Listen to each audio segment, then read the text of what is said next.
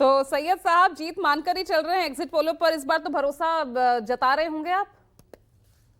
देखिए, वरिष्ठ पत्रकार हैं राजीव रंजन जी, उन्हीं की बातों को बढ़ाता हूं। बहुत जबरदस्त तरीके से उन्होंने दिल्ली को कवर किया है। 70 की 70 विधानसभा में गए और उन्होंने बहुत माइन्यूट तरीके से एक एक जन से बात करी है और हर वर्ग के लोगों से मिले, चाहे वो झुग्गी झोपड़ी के लोग हों, चाहे वो बड़े घरों में रहने वाले लोग हों, मिडिल क्लास हो, बिजनेस क्लास हो, तमाम लोगों से मिलके इन्होंने एक राय रखी है। और मैं सम्मान करता हूं, जितने एग्जिट पोल आए हैं सबका सम्मान है। लेकिन जो हमारे पास फीडबैक है, जो भारतीय जनता पार्टी के सदर विधानसभा में जो कार्यकर्ता बूथ पे बैठते हैं, जो बूथ के अंदर बैठते हैं, जो बूथ के बाहर बैठते हैं, पहली बार ऐसा लग रहा था 26-27 साल के बाद, क्योंकि हम विपक्ष में रहे हमेशा से 26 साल से, 15 साल कांग्रेस की सरकार रही, 11 साल इनकी सरकार रही, लोगों में भारतीय जनता पार्टी को लेके बहुत बड़ा उत्साह था।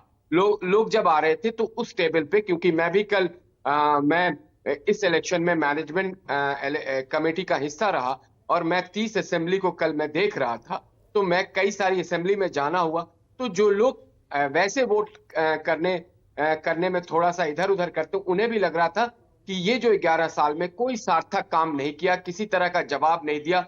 जब से इलेक्शन कमीशन ने इलेक्शन डिक्लेयर किया था, अरविंद केजरीवाल और उनकी पूरी टीम सिर्फ कंप्लेन करती रही कि हमारे साथ ये हो रहा है। कभी उन्होंने मीडिया के ऊपर प्रहार किया, कभी इलेक्शन कमीशन के ऊपर प्रहार किया। भारतीय जनता पार्टी को तो वो लगातार गाली दे रहे थे, हरियाणा की सरकार को गाली दे रहे थे, लेकिन सार्थक काम पे किसी तरह की कोई चर्चा नहीं करी। उनके खिलाफ लोगों ने निकल के मैंडेट दिया है और यकीन करें कि 8 तारीख को भारतीय जनता पार्टी की पूर्ण बहुमत के साथ सरकार बनने जा रही है। उसके कारण है क्योंकि जब भी हम लोगों ने नीचे जमीन पे जब लोगों को कनेक्ट किया, उनके सामने सवाल रखा कि आप यहां तो कहते हैं कि हम महिलाओं को पैसा देने की बात कर रहे हैं, लेकिन पंजाब में आप देते नहीं। यहां पे आपने 11 साल में यमुना मैया की क्या हालत करी है, यह भी एक बड़ा मुद्दा रहा। और शीश महल का मुद्दा भी बहुत जबरदस्त एक वर्ग के अंदर इम्पैक्ट और इफेक्ट किया है, जिसकी वजह से, क्योंकि ये दिल्ली की राजनीति को बदलने आए थे। इन्होंने कहा था कि दिल्ली में एक ऐसी वैकल्पिक राजनीति देंगे जो राजनीति पूरी दुनिया में देखी जाएगी, लेकिन आप भ्रष्टाचार में शामिल हो गए, भ्रष्टाचार किया और छोटे घर की कल्पना करने वाले बड़े शीश महल में रह रहे थे। तो जमीन ये पर भी तो 55 सीटों का दावा आम आदमी पार्टी भी कर रही है ना। ये तो आप एग्जिट पोल आ गए हैं, उसके सहारे अब आप और ज्यादा जो है कॉन्फिडेंट नजर आ रहे हैं। लेकिन दिल्ली का तो वोटिंग पैटर्न और एग्जिट पोल्स जो पिछले आंकड़े जो भी राजीव ने भी सामने रखे, वो तो कुछ और ही बताते हैं ना। कितनी बार गलत साबित हुए हैं। ये एग्जिट पोल के आंकड़े दिल्ली में चलते ही नहीं है।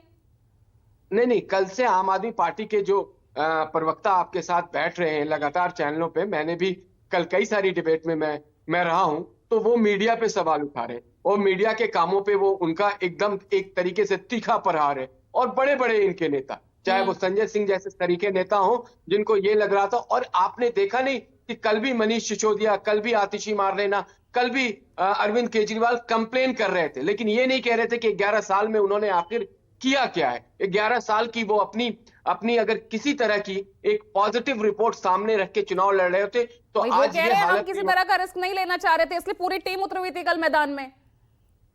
लेकिन आपने वो तस्वीर लगता है नहीं देखी जो तस्वीर। आपको क्या लग रहा है, ये जो एग्जिट पोल के जो आंकड़े आए हैं, संदीप दीक्षित